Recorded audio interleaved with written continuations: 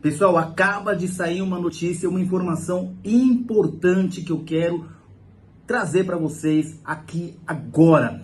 Revelações bombásticas de Bolsonaro. Seria este momento de considerá-lo elegível em 2026? Seria o adeus de Lula? Olha, vou trazer para vocês, acabou de sair essa notícia, acabou de sair essa informação e aperte os cintos, hein? Aperte os cintos porque é bombástica, notícia atualizada no nosso giro aqui de informações, tudo que está acontecendo em Brasília. Você não perde nada, revelações é aqui, entregando tudo para vocês. Olha, mas antes, aproveite agora e deixe esse like, porque nós estamos aqui na nossa jornada, né? Pelo menos 10 mil likes nesse vídeo, pode ser pelo menos 10 joinha. Coloque o seu like aqui e esse espaço é para você comentar. Tem um espaço aqui, comente, divulgue, compartilhe o nosso vídeo com o máximo de pessoas que você puder. E eu vou trazer outras informações aqui relacionadas ao que está acontecendo em Brasília, que está pegando fogo,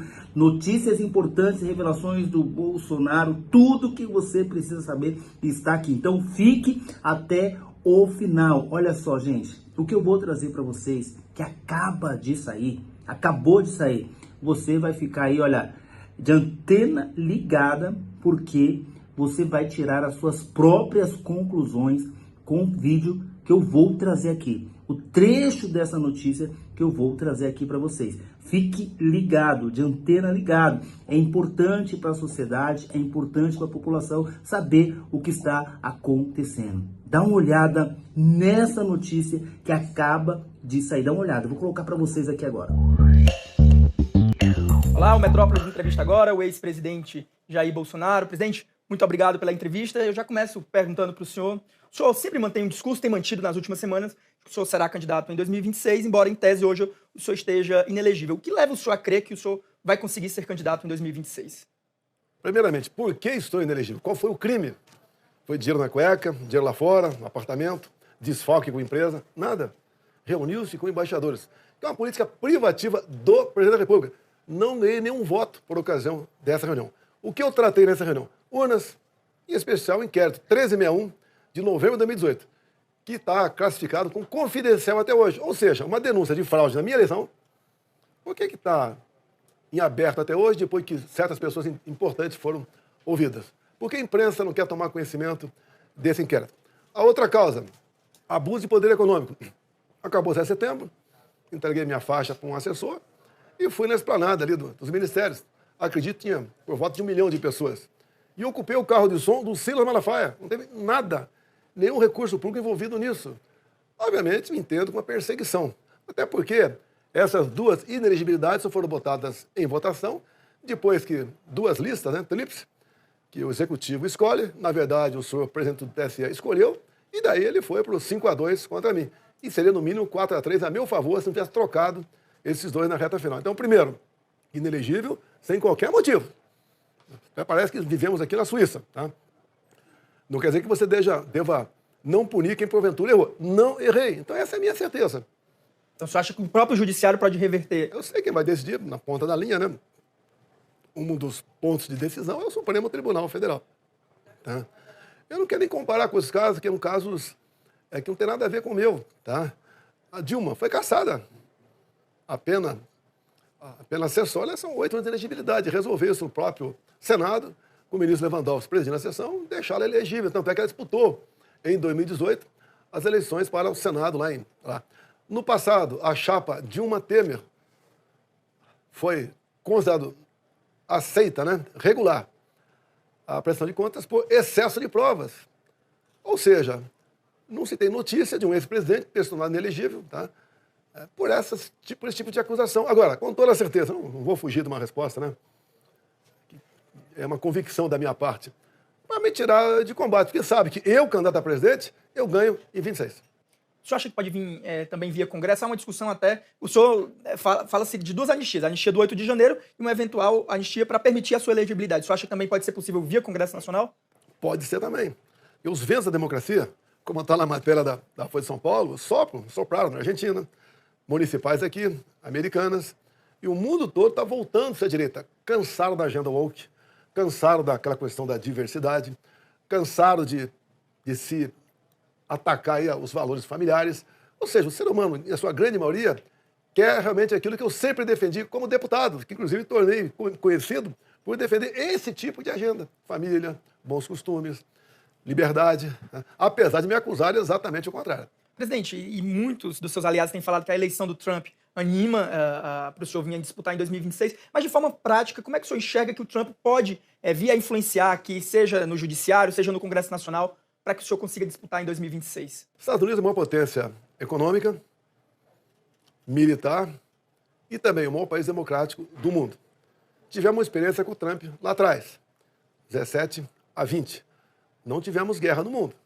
Obviamente, na reta final, ele sofreu muito com a pandemia.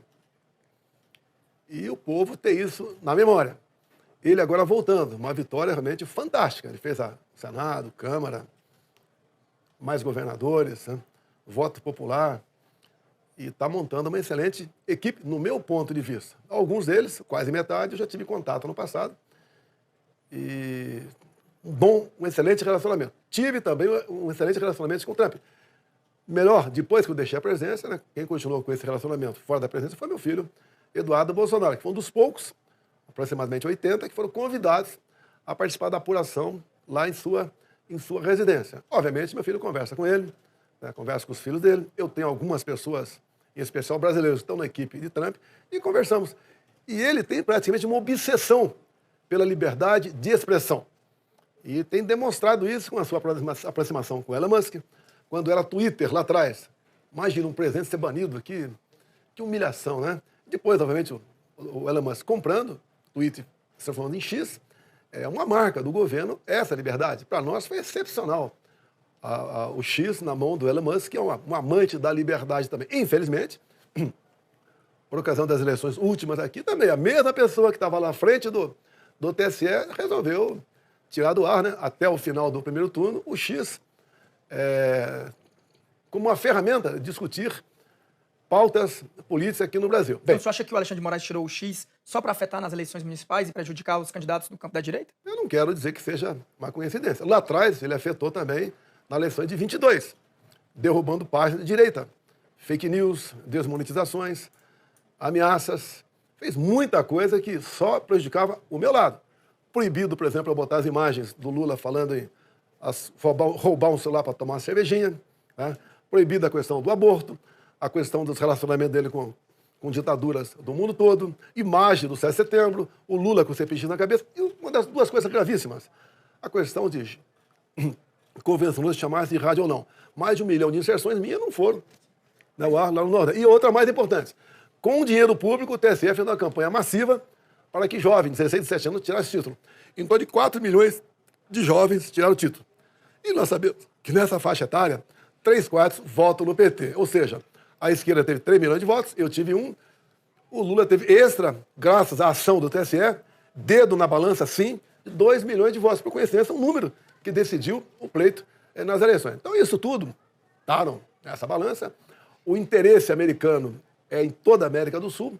Enquanto o presidente ele falava da sua preocupação com a Venezuela e traçava planos hipotéticos comigo, que é comum acontecer, que ficam, obviamente, em reserva, né, tendo em vista uma questão funcional minha, e eu falava para ele dos problemas, caso a esquerda voltasse ao Brasil. Eu não acreditava que ia voltar, não acreditava, mas voltando, que toda a América do Sul ser pintada de vermelha. Então ele tem essa preocupação, e a grande arma dele nessa questão é a liberdade de expressão de sua forma mais abrangente possível. Mas você acredita que ele pode influenciar economicamente, por exemplo, com sanções, como os Estados Unidos fazem sanções à Venezuela, ou de repente, como se fala também, cancelando vistos de ministros com base nessa questão da liberdade de expressão, com esse argumento? Você acredita que pode haver esses dois fatores? Eu não tenho essa liberdade toda para conversar com ele, e apesar de conhecer alguns assessores, né, que estão sendo pré-anunciados para compor o seu gabinete.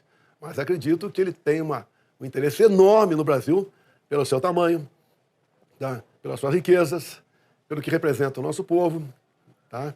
E como um país que realmente possa aqui, com exemplo, desequilibrar positivamente pela democracia, da liberdade, toda a América do Sul. Então ele vai investir no Brasil, sim, no meu entender, no tocante a fazer valer os valores do seu povo, que é muito semelhante do nosso, que através da liberdade de expressão nós possamos aqui sonhar e não mergulharmos mais ainda numa ditadura que se avizinha. Presidente, muito se especula aí nos bastidores da política que caso o senhor não consiga reverter a inelegibilidade, o Flávio Bolsonaro seria o seu sucessor, seu filho. Ele seria o principal nome hoje, caso o senhor não consiga disputar por algum outro motivo? O Flávio seria o seu candidato? A resposta é a mesma.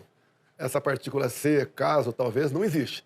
Eu sou um candidato até que a minha morte política, né, seja anunciada para valer. Não tem argumento, eles não têm argumento para tirar da política, a não ser o poder, né, a força de arbitrariedades contra a minha pessoa. Repito, qual a acusação contra mim? O que eu fiz de errado para não disputar a minha eleição? E se eu sou tão mal assim, deixa eu disputar para perder. É muito simples. Ou estão com medo na minha possível candidatura? Presidente, tem uma discussão no Congresso Nacional que é o projeto da anistia.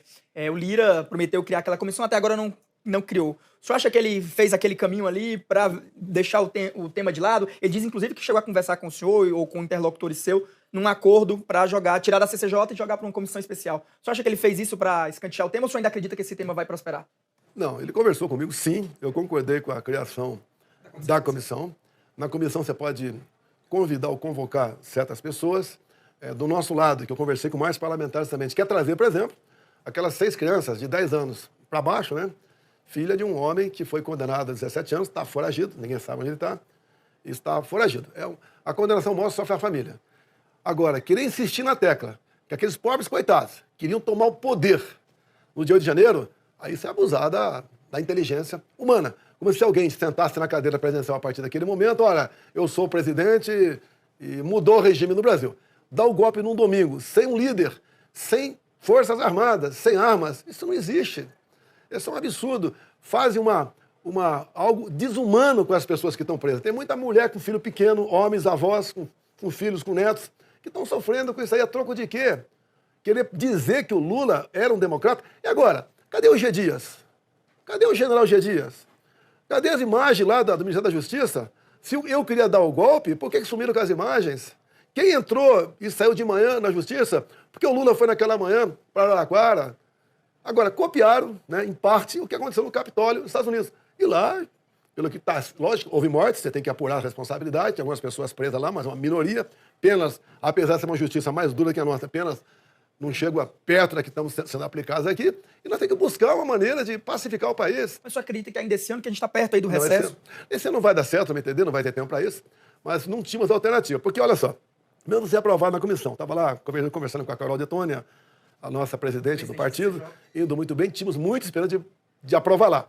Agora, indo para a Câmara, teria que ter o Lira para botar em pauta. E nós tínhamos dúvida se o plenário apoiaria. Você ouvia há pouco tempo agora o líder do PDT dizendo que ele é favorável à anistia parcial. Já começou a falar. Lá atrás, o Zé Múcio, ministro da Defesa, falou que não foi golpe. Há poucos dias o Jobim falou a mesma coisa, depois voltou atrás, mas já falou alguma coisa. Então você acha que é preciso maturar até para obter apoio e apoiar o projeto? Eu sei que cada segundo para o inocente preso é uma eternidade. Mas eu prefiro que se demore um pouco mais, lamento, sinto a dor dessas pessoas, mas é melhor nós partirmos para uma quase certeza do que ficar numa incerteza o deslinde dessa proposta de anistia. Presidente, um outro ponto do Congresso Nacional, nos últimos dias nas redes sociais, tomou conta uma discussão até entre direita e esquerda, esse fim da jornada 6-1. O senhor tem alguma posição em relação a isso? Eu vejo que a maioria da direita é contra, mas tem outros que são a favor. O senhor tem uma posição, até por ser um líder que influencia na direita? Você tem que ver as origens das questões, né? Como nasceu a ideologia de gênero, por exemplo. O pessoal só discute, tem que saber a origem. Começou em 2009 com o decreto do Lula. E você, a partir daquele decreto, lendo, você consegue entender o que é ideologia de gênero. Essa questão da jornada de trabalho. Não se conseguiu assinatura o suficiente ainda. O que está sendo proposto ali está lá no artigo 7º da Constituição, que é uma cláusula pétrea. Qual a intenção do PT, do PSOL, PCdoB? Como eles estão perdidos, estão desconectados do povo brasileiro. Eles estão querendo voltar à origem. Como? Pegando muita gente desinformada, que está lá na base do mercado de trabalho, ou está desempregado, falando, olha, vão passar para 4 dias por semana. E o trem de folga. É muito bonito isso aí. Eu com o Paulo Guedes, por exemplo, começamos a ultimar um projeto, uma proposta, seria a criação minha primeira empresa, para todo mundo que reclama do salário, por exemplo, da jornada de trabalho, ele vai poder criar a empresa dele, pagar 10 mil por mês para cada um, ou 20 mil por mês para cada um, e dar 3 dias de trabalho por semana. Para mostrar, então, que além de que o PT sempre quer fazer, né? Jogando um contra o outro, patrão contra empregado no caso aqui, para buscar simpatia, compaixão, voto e poder para voltar a fazer exatamente a mesma coisa que sempre fizeram, ou seja, nada a não ser afundar o nosso Brasil. Presidente, a gente tem visto nas redes sociais alguns, até ex-ministros como Ricardo Salles, eles têm feito críticas indiretas ao senhor por conta das alianças que o PL tem feito, por exemplo, com o Centrão, na disputa para a presidência da Câmara e do Senado. Como é que o senhor responde isso?